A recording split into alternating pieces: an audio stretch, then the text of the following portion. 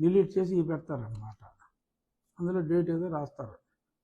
ఏముంది, నువ్వు పెట్టిన షీట్లో ఏ డేట్ ఉంటే ఆ డేటే ఉంటుంది. నువ్వు ఎప్పుడు లోడ్ చేసావు కదా ఎవడు వెరిఫై చేస్తాడు? ఐపీ నెంబర్ చూసి ఫలానా అప్పుడు చెప్పాను కదా, హైదరాబాద్లో కరెక్ట్గా అయింది సర్వే, ఫలానా చంద్ర గారి సర్వే, ఫలానా ఆడి సర్వే, ఈడి సర్వే, బోడి సర్వే చెప్పి మరి వైఎస్ఆర్ కాంగ్రెస్ పార్టీకి 110 అంటే మరీ 150 అంటే 10 బేవర్స్గా ఉంటుందని 110 సీట్లు, తెలుగుదేశానికి ఒక 60 సీట్లు. అందులో మరీ కుప్పంలో చంద్రబాబు గారు,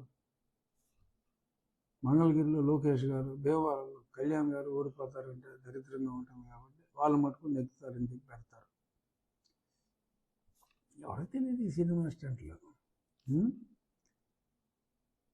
సట్టా మార్కెట్లో మరి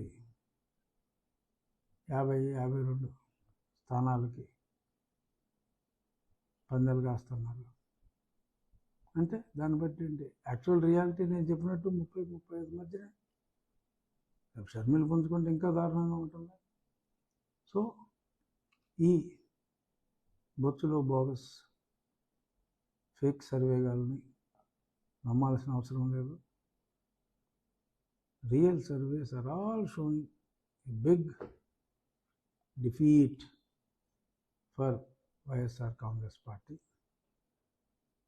ఇది చెప్పాల్సిన పని లేదు జనాలకి, కానీ రాంగ్ క్రెడిబిలిటీతో మేము గతంలో అలా చెప్పాం ఇలా చెప్పాం అని అంటున్నారు కాబట్టి కొంచెం ప్రజల్ని అప్రమత్తంగా హెచ్చరిక చేయడానికి ఈ సర్వేల గురించి కూడా చెప్పాల్సి వచ్చింది.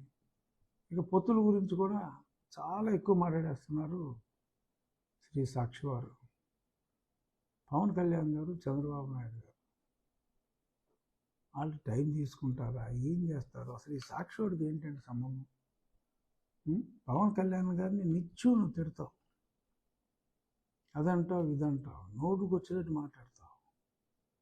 కానీ పవన్ కళ్యాణ్ గారికి అన్యాయం జరిగిపోవచ్చు, చంద్రబాబు నాయుడు గారు ఏదో చేయొచ్చు, మోసం చేయొచ్చు. ఈయన 50 సీట్లు ఎక్స్పెక్ట్ చేస్తే 25 కన్నా ఎవరంట? ఆయన ఇన్ని ఎక్స్పెక్ట్ చేస్తున్నాడు నీ చెవిలో చెప్పాడురా సాక్షి? కళ్యాణ్ గారు వచ్చి నీ చెవిలో చెప్పాడా ఎన్ని సీట్లుగా ఎక్స్పెక్ట్ చేస్తున్నాడు? ఏంటి పిచ్చి ప్రలాపన? మూసుకుంటే మంచిది. మా పార్టీ వ్యవహారాలు మేము చూసుకుంటాం, మా కూటమి వ్యవహారాలు మాకు వదిలేసేయండి. మీ లొల్లి, నువ్వు 140 కోట్లు అడిగావని చెప్పి మీ ఎంపీలు ఇచ్చిన ఇండైరెక్ట్ సంకేతాలు, వాటి సంగతి చూసుకోండి. ఎందుకు మీ క్యాండిడేట్లు నా మీద పోటీకి ఒక్కరు కూడా ఎందుకు రావట్లేదు? నరసాపురంలో మీ పార్టీకి మీరు ఎవరెవరిని అడిగారో నాకు తెలుసు. ఏ రాజుని అడిగారు, ఏ కాపుల్ని అడిగారు నాకు తెలుసు. వాళ్ళందరూ నాతో మాట్లాడుతున్నారు కూడా. దేహి అని క్యాండిడేట్ల కోసం తిరుగుతున్నారు. డబ్బునోడి కోసం చూశారు, దొరకలా.